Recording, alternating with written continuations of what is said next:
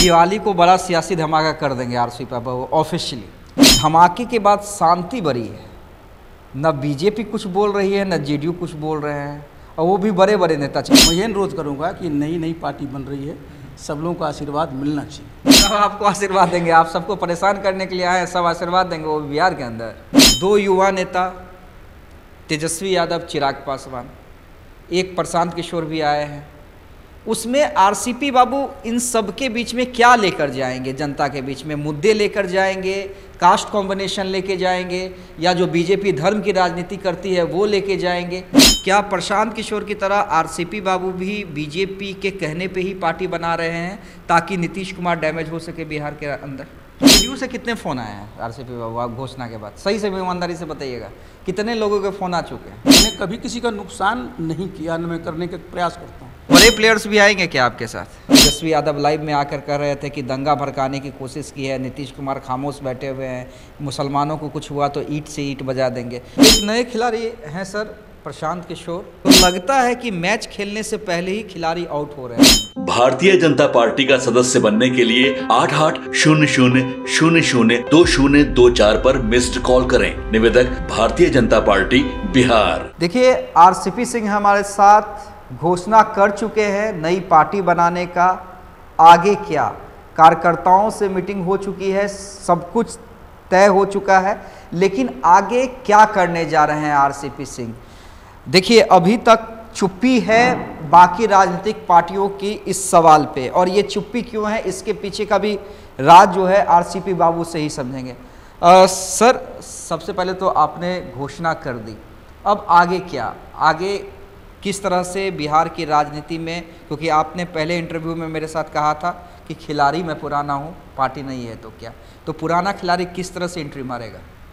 देखिए, सबसे पहले तो आपको मैं बहुत बहुत धन्यवाद देता हूँ, और आपके माध्यम से मैं ये बताना चाहता हूँ कि पार्टी का जो हम लोगों ने गठन करने का निर्णय लिया है, उसकी औपचारिक घोषणा 31 अक्टूबर को 11 बजे हम लोग होटल चाणक्य में करेंगे।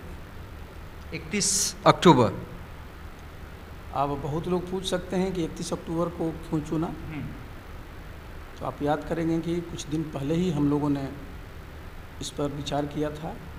हमारे सब साथी लोग यहाँ इकट्ठा हुए थे, तो सबकी ये राय बनी थी कि इस बार 31 अक्टूबर को ही ऐसा संजोग है कि दीपावली है, और दीपावली बहुत ही उसका एक ऐतिहासिक और पौराणिक महत्व है, वो सब लोग जानते हैं। दूसरा एक और है, इस बार 31 अक्टूबर को ही देखिए जो अपना राष्ट्रीय एकता दिवस, सरदार पटेल का भी जन्मदिन है। वो 31 अक्टूबर को पूरे देश में वो राष्ट्रीय एकता के प्रतीक हैं।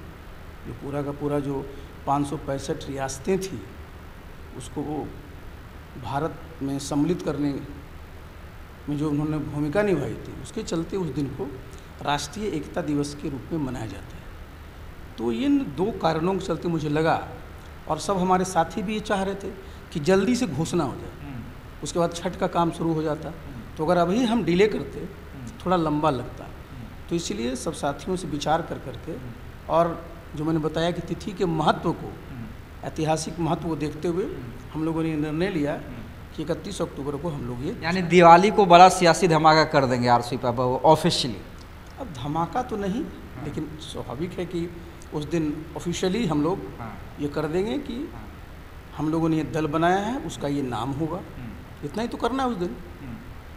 नाम सोचा है आरसीपी बाबू? नाम के बारे में मेरे आज भी, आप जब आए हैं इसके पहले हमारे काफ़ी साथी यहाँ बैठे हुए थे, बहुत सारे नाम मेरे पास आए हुए हैं और सब चर्चा कर रहे हैं। और देखिए, हम लोग चाहते हैं कि नाम ऐसा हो जो जनता से कनेक्ट करे। जनता से कनेक्ट करे? देखिए, मेरा सीधा सीधा सवाल है, जनता से कनेक्ट क्या करेगा? आपकी पुरानी पार्टी का भी नाम है जिसके आप राष्ट्रीय अध्यक्ष रह चुके हैं, जनता दल यू, तो आपकी पार्टी में भी जनता रहेगी? हमारी पार्टी में जनता नाम नहीं रहेगा, लेकिन जनता से जुड़े रहेंगे। जनता नाम नहीं रहेगा लेकिन जनता से जुड़े रहेंगे। बिल्कुल ठीक है। आरसीपी बाबू, आप जो सियासी धमाका कर रहे हैं, लेकिन उससे पहले खामोशी बहुत है आपके, क्योंकि पहले ही आपने मीडिया में आके ऐलान कर दिया है हमारे चैनल पे या अन्य हमारे चैनल के बाद भी कई चैनल जो आए थे आपका इंटरव्यू लेने के लिए, धमाके के बाद शांति बरी है, न बीजेपी कुछ बोल रही है न जेडीयू कुछ बोल रहे हैं, और वो भी बड़े बड़े नेता, चाहे बीजेपी के प्रदेश अध्यक्ष से भी मैंने ही सवाल किया था, उन्होंने चुप्पी साध ली। संजय झा जो अभी जेडीयू में नंबर 2 की भूमिका में है, उन्होंने चुप्पी साध ली। तो ये जो आपके धमाके के बाद शांति है, वो किस ओर इशारा कर रही है? देखिए, मैंने पहले भी कहा है कि भाई एनडीए के दोनों दलों के साथ मेरा आज का तो रिश्ता है नहीं, और जितने उनके नेता हैं सबसे मेरे संबंध हैं। और राजनीति में देखिए, मेरा मानना है कि भाई आप राजनीति जो करते हैं उसमें कटुता नहीं होनी चाहिए। आप जब जनता के बीच में जाते हैं, जो भी विचारधारा है, कार्य योजना है, एक एक वैकल्पिक आप कार्य योजना लेकर के जाते हैं, तो व्यक्तिगत आरोप, व्यक्तिगत टिप्पणी से बचना है। और मैं देखिए, जितने भी पार्टी के हमारे नेता हैं उनसे तो मैं यही अनुरोध करूंगा, अभी मैं दिवाली की उनको शुभकामना भी दे रहा हूं, उस दिन भी देंगे, मैं यही अनुरोध करूंगा कि नई पार्टी बन रही है, सब लोगों का आशीर्वाद मिलना चाहिए। सब आपको आशीर्वाद देंगे? आप सबको परेशान करने के लिए आए हैं, सब आशीर्वाद देंगे वो बिहार के अंदर? देखिए, आशीर्वाद देने में क्या जाता है? आशीर्वाद तो एक भावना की बात है। अच्छा, कौन आशीर्वाद देगा आरसी पे? वो चलिए, लालू प्रसाद यादव आशीर्वाद देंगे, जो हमेशा से ये कहते रहे हैं कि बिहार में जब आप नीतीश जी के साथ थे, बिहार में आरसीपी टैक्स लगता है। क्या वो लालू प्रसाद यादव आशीर्वाद देंगे आपको? क्या वो नीतीश कुमार आशीर्वाद देंगे, जिन्होंने अपने राष्ट्रीय कार्यकारिणी की बैठक में ना जाने किस भाषा का उपयोग किया था? वो मैं आपके सामने उस भाषा का यूज भी नहीं करना चाहता। जिस भाषा का यूज नीतीश कुमार ने आपके लिए किया था, क्या वो आपको आशीर्वाद देंगे? किससे आप आशीर्वाद की उम्मीद कर रहे हैं? देखिए, मैं आशीर्वाद की अपेक्षा करता हूँ, और आपने नाम लिया, देखिए मैं तो टैक्स का आदमी रहा हूँ, मैं इनकम टैक्स डिपार्टमेंट से नौकरी शुरू की, ज़रा समझ लीजिए। और टैक्स जो है ना, वो सरकार लेती है, और हम तो सरकार को निकाल के देख लीजिएगा रिकॉर्ड में, हम तो 11-12 लाख टैक्स देते हैं। तो भाई जो भी हमारा नाम लेके चले हैं ना, ये सब चीज़ से हटना चाहिए। और आशीर्वाद, मैंने जो आप बताया ना, आशीर्वाद का मतलब क्या होता है कि भाई राजनीति में और लोकतंत्र में भाई आप compete करिएगा ना, तो compete जो है मतलब अच्छी बात बोल कर भी कर सकते हैं। भाई अपने जनता के बीच में जब आप जाएंगे, अपनी कार्य योजना बताएंगे ना, अपनी चीज़ों को समझाएंगे, तो उसमें तलखी का क्या है? चीज़ों को इस तरह से रखिए जिससे कि ये ना हो कि कोई हमारा शत्रु है। देखिए, प्रतिद्वंदी का भाव अलग है, शत्रुता का भाव अलग है, प्रतिस्पर्धा का भाव अलग है। तो राजनीति में प्रतिस्पर्धा होनी चाहिए। तो देखिए, मैंने क्या कहा, आशीर्वाद का मतलब ये नहीं होता कि भाई वो अपनी पार्टी छोड़ करके, अपना पार्टी का हित छोड़ करके मेरी पार्टी को, लेकिन हाँ मतलब एक सोच जो है ना, सकारात्मक होनी चाहिए कि नई पार्टी है तो भाई मन में कोई अन्यथा भाव नहीं रखना चाहिए। बाकी तो भाई राजनीति में जिसका जितना समर्थन होगा, जिसकी जितनी ताकत होगी, तय कौन करता है? तो जनता तय करती है। जनता तय करती है। लेकिन आरजेडी का अपना वोट बैंक, इससे तो इनकार नहीं किया जा सकता है कि आरजेडी का वोट जो है वो इंटैक्ट रहा है, थोड़ा इधर उधर होते आया है लेकिन इंटैक्ट रहा है। नीतीश कुमार की अपनी छवि रही है, कुछ दिनों में बिगड़ी है हाल के दिनों में, लेकिन फिर भी लगातार मुख्यमंत्री तो हैं। अब जिस कारण से भी हो, सहयोगी दलों को भी बहुत अच्छे से डील करने आता है और एक पकड़ है, इसलिए लॉन्गेस्ट टाइम चीफ मिनिस्टर रहे हैं। दो तपे तिपे बड़े भाई छोटे भाई राजनीति के, दो युवा नेता तेजस्वी यादव, चिराग पासवान, एक प्रशांत किशोर भी आए हैं। उसमें आरसीपी बाबू इन सब के बीच में क्या लेकर जाएंगे? जनता के बीच में मुद्दे लेकर जाएंगे, कास्ट कॉम्बिनेशन लेके जाएंगे, या जो बीजेपी धर्म की राजनीति करती है वो लेके जाएंगे? क्या लेके जाएंगे? देखिए, बिहार की जनता के बीच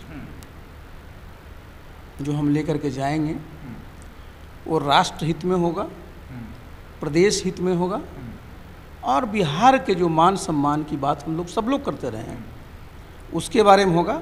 और उस पर हम जब आप विस्तार से हम लोग बात करेंगे कि कैसे इन सब चीज़ों को करना होगा तो वो तो हम करेंगे 31 के बाद। आप 31 के बाद।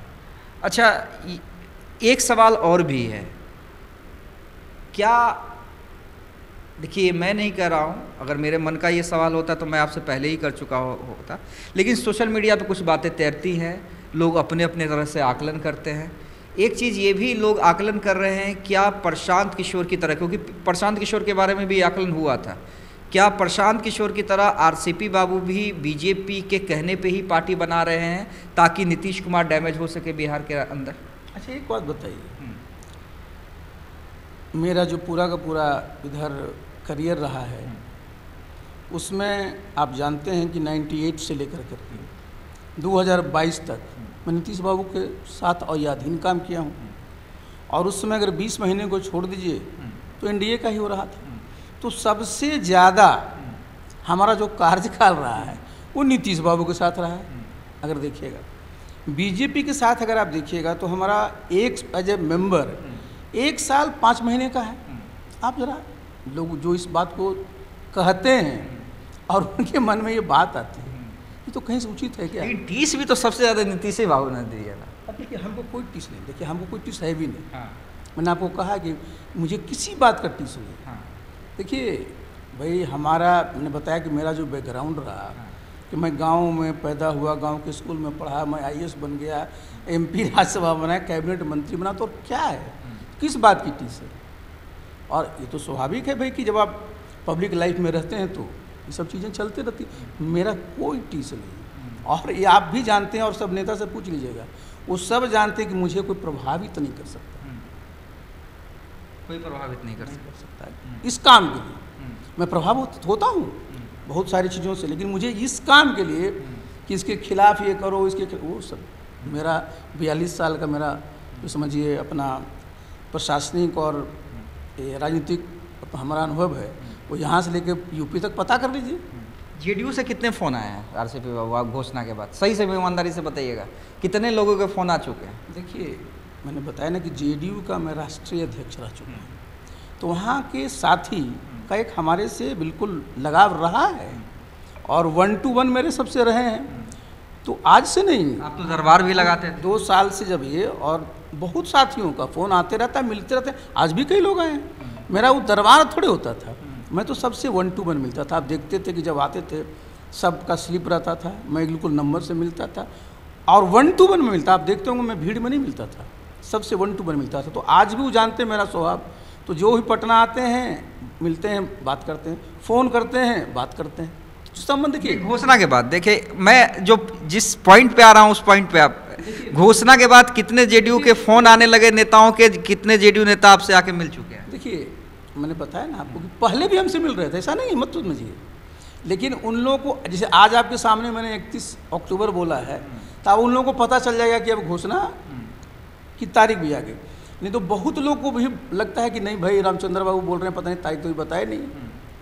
लेकिन जनता दल यू में बहुत, हाँ एक बात ज़रूर है कि भारतीय जनता पार्टी के हमारे, चूँकि मैं काम किया हूँ, कई साथियों ने फ़ोन किया, शुभकामनाएं दी, ऐसा नहीं है। तो चूँकि मेरा सबके साथ अच्छा संबंध रहा है, मैंने कभी किसी का नुकसान नहीं किया, न मैं करने का प्रयास करता हूँ, तो सबको एक हमदर्दी रहती है, और हमदर्दी कैसे इजहार करेंगे, आपको अभी शुभकामना देंगे, आपको कहेंगे कि मेरी यही कामना है कि आप सफल हों। कुछ बड़े प्लेयर्स भी आएंगे क्या आपके साथ?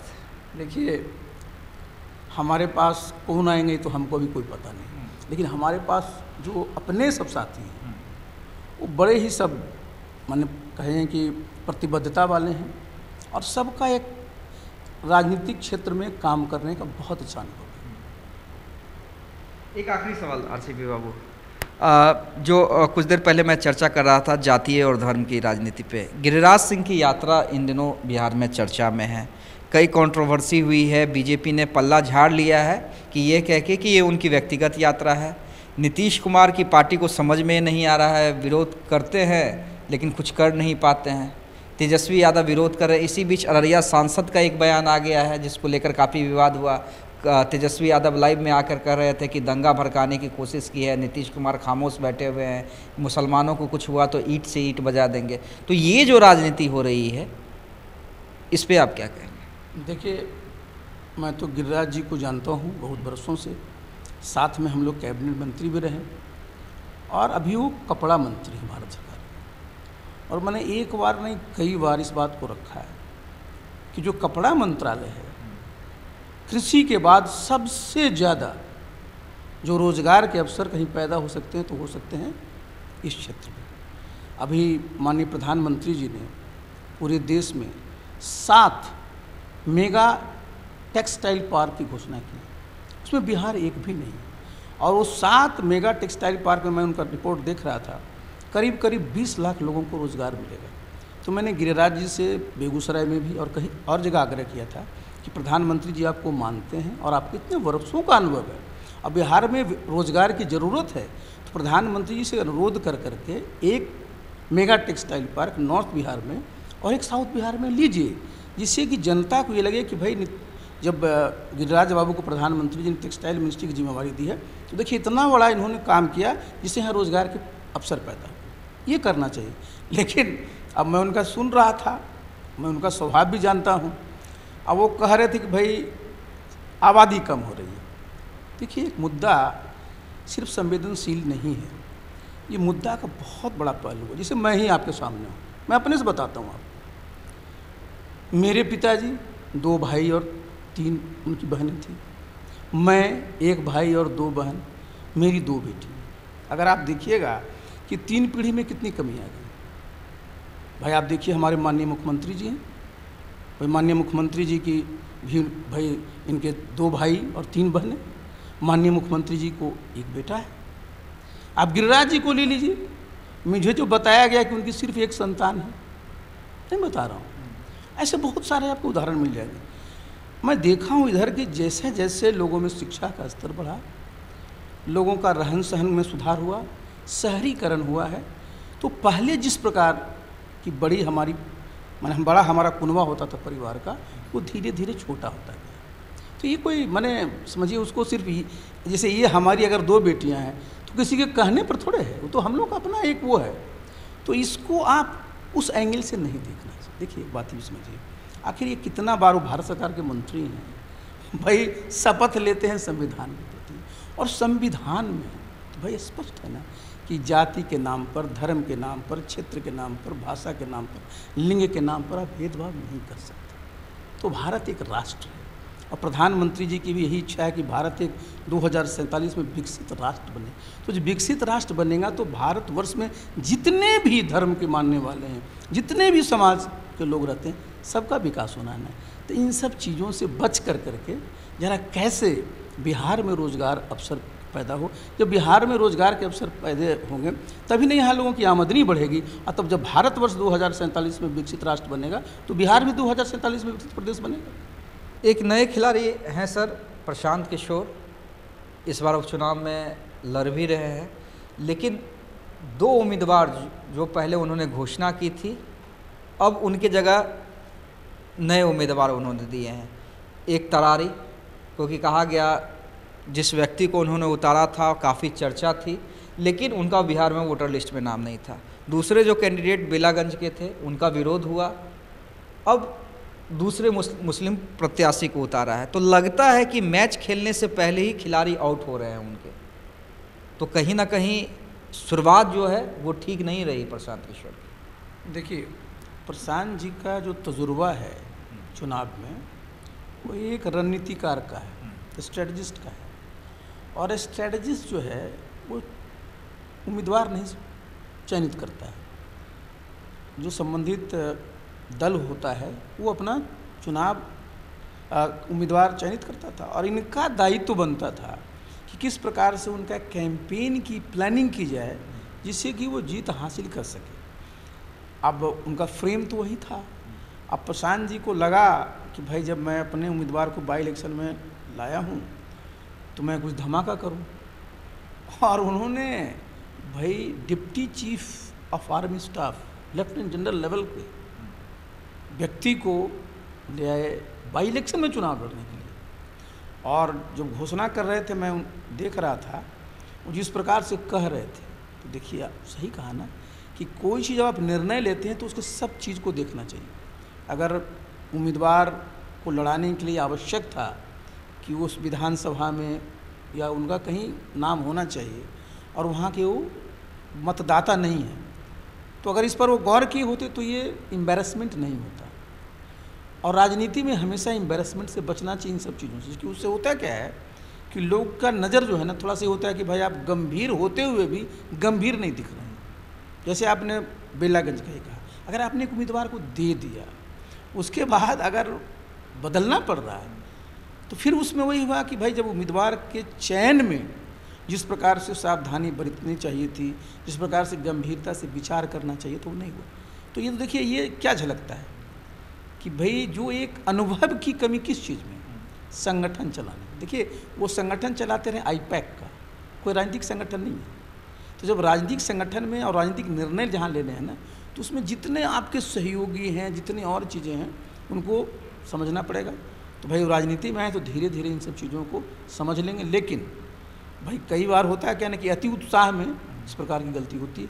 उत्साहित ज़्यादा है, पहली बार है, उत्साहित ज़्यादा है, स्ट्रेटेजी बनाने वाले से ही गलतियां हो जा रही हैं। देखिए अगर स्ट्रेटजिस्ट में उत्साह नहीं रहेगा साहब, तो उस स्ट्रेटजिस्ट को हायर कौन करेगा? स्ट्रेटजिस्ट की तो सबसे पहली खूबी यही होती है, उत्साह ही होता है। उसको लगता है कि अरे सर आप पक्का जीतेंगे, तो उसमें तो उत्साह आवश्यक है, लेकिन अति उत्साह आप जानते हैं उसका रिजल्ट क्या होता है। चलिए, आरसीपी बाबू थे। 31 तारीख को, 31 अक्टूबर को बड़ा सियासी धमाका करेंगे। दिवाली का दिन है और उस धमाके के बाद ये भी देखना दिलचस्प होगा कि तमाम जो बाकी एस्टेब्लिश राजनीतिक पार्टियां हैं उनकी प्रतिक्रिया क्या होती है।